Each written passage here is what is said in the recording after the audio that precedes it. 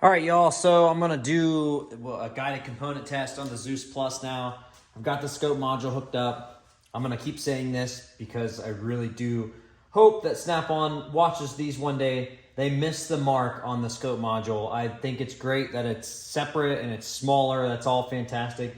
The fact that they did not make it Bluetooth, they really missed out on that.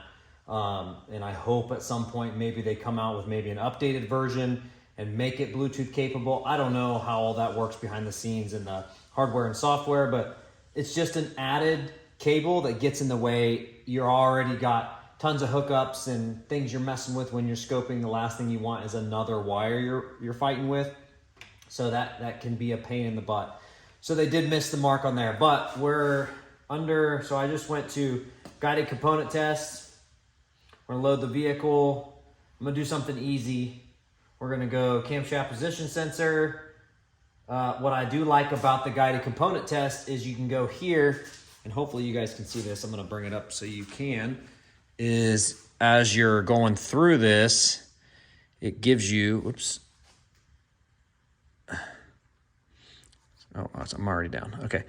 It tells you where it's at. So obviously it tells you the best location, and it says this vehicle uses 2 camshaft position sensors located in each side rear top of valve cover assembly rear of the engine oil fill cap.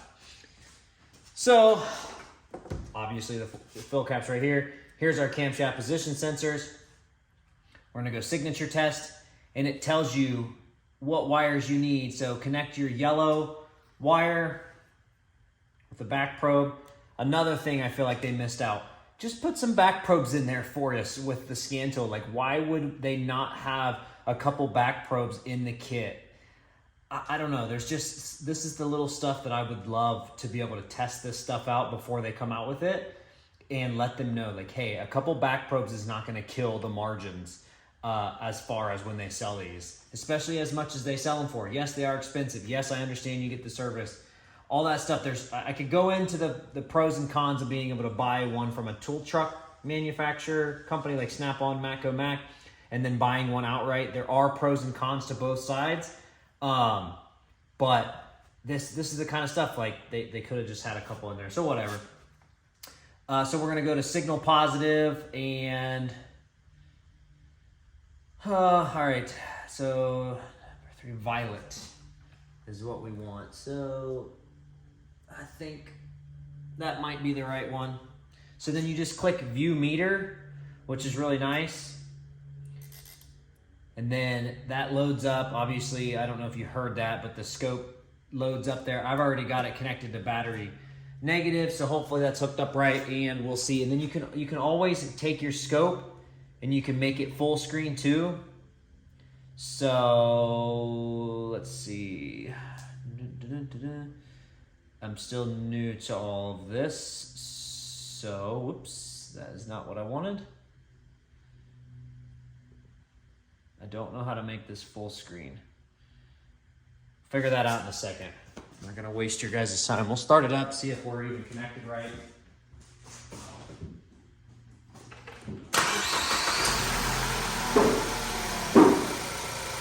All right, so we are connected, which is good. And then I want to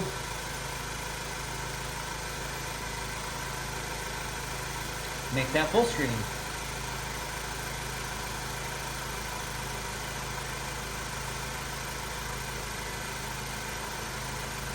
Oh, there we go. Right in front of me.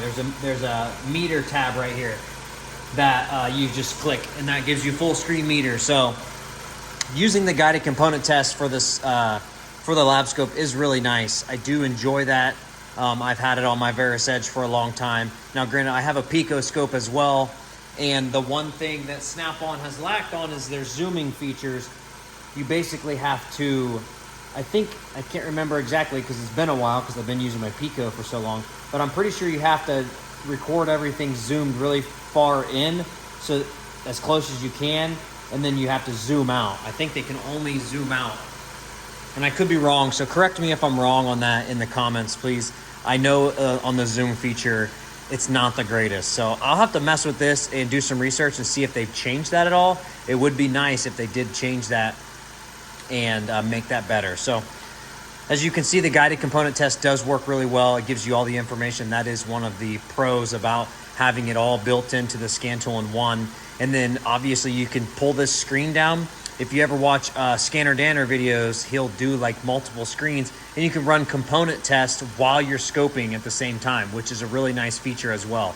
So that gives you, that option when you're doing output tests and such, or if you're doing wiggle tests, you can obviously watch the scope and activate something, do like an output control test on like a vent solenoid valve or something. And if it's intermittent, bad connection, you can command that on, wiggle test it, watch the scope, and command it on all at the same time, which is nice. So anyways, if you guys have any questions, feel free to throw them down in the comments.